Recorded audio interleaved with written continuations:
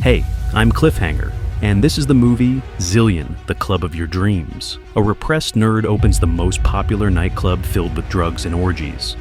At 27, I was a true king of nightlife. The film, based on real events, begins with a retrospective about the main character, Frank Verstraeten, the owner of the wildest nightclub, Zillion. In voiceover, he says that at the age of 27, he was rich and famous, but he still couldn't pass the face control into the club 27 because he wasn't a musician. The story goes back to when Frank was just a short geek hustling counterfeit microchips from China. He smuggled them through customs as toy train parts. The young man ran his illegal business under the watchful eye of his mother Marlene, a strong-willed woman who had successfully survived several types of cancer. Frank owes his character to her. The trading business starts in the family cafe. Salespeople make calls, buyers respond, and after a TV ad, Frank sets up illicit supplies of components from the Middle Kingdom. While Frank is peddling counterfeit computers, another key figure, Dennis, is shooting porn on video cassettes, through which the product is distributed morally. In the era of digital content, to keep up with progress, Dennis turns to Frank for help digitizing the tapes. In exchange, Dennis gives him VIP tickets to the nightclub Carré, which becomes the turning point. Grabbing a couple of friends, Frank heads to the party. However, despite having tickets, security at Face Control doesn't let the short nerds inside, publicly humiliating the hero. The string of misfortunes continues with tax agent Tackard, who's interested in the company's real books. After the taxman leaves empty-handed, Marlene motivates her son with a slap. Find a way to launder the cash. Frank goes to Dennis to create a joint cash laundering scheme. Besides a cut, Frank sets a condition. The stylish porn king must get him into Carré. Over 6 months, with the IT hustler's financial support, Dennis shoots a pile of films, earns money, and picks up awards from the improper industry. During the celebration, in the limo on the way to Carré, Frank tries drugs for the first time, chasing them with alcohol. This time, as the porn king's guest, he's finally let into the cool club. Inside, beautiful and sweaty faces exude the doses of a dance floor stench. The newly initiated Frank notices the outdated projectors flickering offbeat. Then the ecstasy kicks in, and he goes wild, falling from the second floor right onto the partying crowd, which carries him like a rock star. In the delirious frenzy, his gaze locks onto Vanessa, Miss Belgium, whom he immediately sets his sights on with dilated pupils. When security slows his advance toward the VIP lounge, the hero tells the owner this place is a dump, nothing more than a cafe with garlands. The conflict ends with the high, short intruder being politely thrown onto the asphalt. Offended to the core, he rams the entrance with his car. The owner politely beats him up away from prying eyes behind the hood. Frank laughs and asks to be remembered. He'll show them all. Humiliation makes Frank's intellect kick into overdrive. Soon he, his mom, and Dennis scout a space to open their own nightclub. The business partner voices sensible doubts, but Frank is relentless and convinces the pornographers to invest. However, Agent Tackard is already seizing the assets of the computer firm because of Frank's ties to Dennis, who also has bookkeeping problems. Among other things, there are references to Frank's company registered in his grandfather's name. The porn king didn't snitch on his accomplice. Frank tries to buy a painting painted by Tackard, but the agent realizes it's a bribe and refuses on principle. Even so, the tax office bankrupts the company and freezes the accounts, and Dennis gets a year in prison. Thanks to his sociable character, he makes useful connections behind bars. Frank learns that his mother had been skimming cash from the takings, which allows them, on October 16, 1997, to open the club Green Zillion. On paper, signed by the mayor, it wasn't a nightclub, but a multifunctional high-tech center. After taking out loans and setting up international supplies, the technical genius creates a unique venue on cutting-edge communications. Dennis's connections allow them to assemble the city's entire elite for the opening. Frank invites Vanessa. Her appearance is framed by a flamboyant laser show with pyrotechnics, which the owner personally controls. The cacophony of sounds and lights impresses even the jaded crowd, letting the hero get to know the girl of his dreams. He gives her a tour, promising everything here will be freaking awesome, and distracts Vanessa from her father manager's overprotection. Between autograph sessions, the celebrity teaches him to dance in the glow of spotlights and sparklers. The fun is cut short by the father, who leads Vanessa away. Seeing her out, Frank notices outside that a group of young migrants in tracksuits are butting heads with security at the entrance. The argument turns into a full-on brawl, the true highlight of the evening. In the morning, cleaners show up at Frank's new apartment while he reflects in his human aquarium. In the afternoon, he picks up Vanessa from a photo shoot to enjoy a giant zip line, then invites her to the club. Their meeting almost ends in a kiss when Vanessa's father appears. He talks to Frank alone, threatening him with a stapler and hinting heavily that his perfect daughter won't date a short freak. But Frank has a new ace. Dennis is out of prison, and Frank picks him up in a limo. The hero explains his partner's duties at Green, while a special lady puts Dennis in the right frame of mind. Dennis recruits cellmates, angry Albanians hardened by war.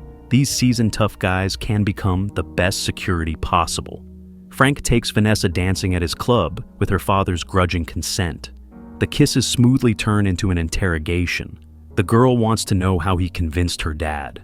Frank shows the compromat, a sex tape with a decoy actress. Vanessa blushes. The two are soon making love on the floor. In the morning, Vanessa mistakes Marlene for a migrant cleaning lady. The mother doesn't correct her and leaves, nursing a grudge. Green Zillion becomes a trendy and profitable spot. Beyond the visitor revenue, Frank gets a cut from the Albanian mafia, which supplies guests with illegal substances and call girls. To launder this income, the hero invents new schemes, moving money through banks worldwide. Locals don't like having a musical den next door. They complain to the mayor, but nothing happens. The politician won't touch a club whose GDP rivals a small African country.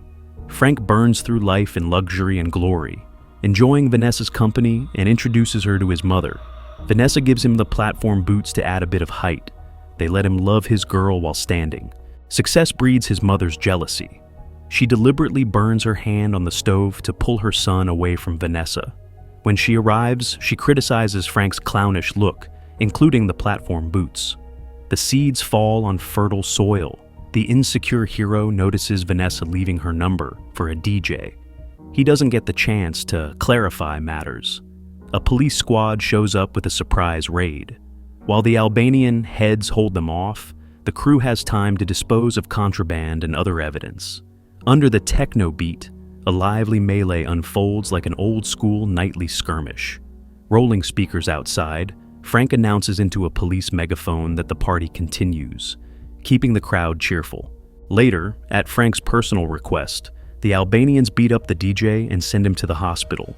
But it turns out the musician is the justice minister's grandson. Vanessa accuses Frank of spying, admitting she gave the DJ her friend's number because she liked him. She and Frank quarrel. After this incident, the state takes an interest in Green. Inspections begin. Visitor caps are strictly enforced. The owner is dragged to hearings and showered with fines like fallen leaves in October. Ex-cons are banned from working above ground level, which angers the Albanians. Tensions rise when Dennis shows interest in the daughter of their boss. In response, Frank declares erotic-themed parties that invariably turn into full-blown orgies. The gatherings are anonymous and masked, and many politicians become regulars. Much of what happens is prudently filmed, just in case. The fired Albanians declare war on Green, throwing a Molotov cocktail. To hold out, the heroes train security to shoot firearms. Frank blames Dennis for bringing in prison psychos. An attempt to negotiate ends with the Albanians breaking Dennis's right hand. The authorities promote Agent Tackard, the same one who once cornered Frank. The hero has to study case files at night to beat the charges. At the next hearing, Vanessa listens to music, distracting Frank from work. She hides that her nose bled during a photo shoot, consequences of Colombian sniffles from cocaine abuse. Frank's attempt to limit her usage leads to another fight, after which Vanessa shows up naked in front of the lawyers. Agent Tackard makes another approach through the most important woman in Frank's life. He questions Marlene, praising Vanessa and Frank's taste. The mother warns Frank that the agent is smart and can put him away, but he won't listen. Dennis and Frank begin a candid photo shoot. Frank appears on a talk show, facing off with locals angry about the noisy parties. That night, he looks at a magazine cover with a nude Vanessa. Her return sparks yet another scandal. Frank retrieves a hidden stash of coke, indirectly confirming he's been spying on her, even at home. In a rage and withdrawal, Vanessa searches the place and finds hidden cameras. She cuts every wire she finds, depriving Frank of his secrets, then heads to Kare. Frank pursues with a squad of guards to fetch her back, but it ends in another fight. Vanessa hits where it hurts, calling him a dwarf. A brawl with the club owner ensues. Frank drags the girl home as she gathers her things to leave. She's offended that Frank knows nothing about her and treats her like an expensive fashion accessory. He tries to lock her in, but Dennis intervenes, and he has his own problems. The Albanian boss caught him with his daughter. Dennis has to run, leaving his trademark glasses on the table. Thugs show up at Frank's place with guns, looking for their business partner. The friends meet in a parking garage to talk. Frank tells Dennis to get far away. Dennis asks for a buyout for helping create the business. The nerd refuses to acknowledge his partner's contribution. During dinner, two masked men break into Frank's apartment, beat him up, and, threatening with pistols, take the cash from his safe. With police and journalists in tow, Marlene arrives and accuses Vanessa of aiding the robbers. In a rush of emotion, Frank proposes. Before she can answer, the club manager arrives with news. They found the burned-out getaway car, and he's quitting. Frank goes to the junkyard to inspect the car before the forensics team. In the glove box, he finds a not fully burned Dennis keycard, implying Dennis had a hand in the robbery. A guard immediately reports they've located the porn king, which Frank passes to the Albanians. They pay the unlucky partner a visit. Agent Takard visits Frank with a recording of a phone call between Vanessa and Kare's owner. They discuss getting back at Frank, for which she stole Dennis's keycard. Realizing he handed his only friend to killers, the hero sheds a single tear.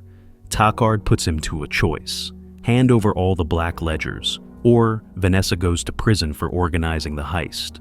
Meanwhile, Marlene figures it out and fights with her would-be daughter-in-law. Vanessa shoves her, banging Marlene's head on the TV. Frank rushes to where the Albanians are about to execute Dennis, hoping to buy him out. At the former porn studio, he finds a camera with torture footage, but Dennis grabs a gun and escapes. The Albanians tell Frank to scram, but at the exit, Dennis falls from above right onto the car. The friends manage to flee, running over one thug on the way out. But the problem remains: Dennis must disappear from the vengeful foreigners. With some cash, he leaves, saying goodbye. Frank is called to the hospital. His mother has a concussion, and worse, another tumor has been found. Standing outside the ward, the hero asks Vanessa the big question: will she marry him? Using the accumulated compromat, Frank blocks Agent Takard from prosecuting Vanessa. The Albanian issue is resolved by calling the police to the address where the drugs are packaged. Marlene, at the cafe, hears a report about her son's engagement to the detested Vanessa. Among the mail, she finds Takard's business card and writes on it something like COT, codes, a password to Frank's secret documentation, which lets the tax man dig up indisputable evidence. The van takes Frank away, leaving Vanessa in the distance, like the unattainable dream she first appeared as. In the cell where he serves his sentence, a painting by Takard hangs on the wall. He gifted it to his defeated opponent as a reminder of the loss. While Frank is locked up, Dennis is arrested in Prague for indecency with a minor, and Vanessa, after careful thought, unilaterally breaks up with her impoverished fiancé. After his release, Frank works in the family cafe and builds another trading company from which he dutifully pays taxes. And Zillion, the high point of his commercial life, is cheerfully demolished. That's where the film ends. If you want to see more videos like this, leave a like and subscribe. That helps my channel a lot. See you.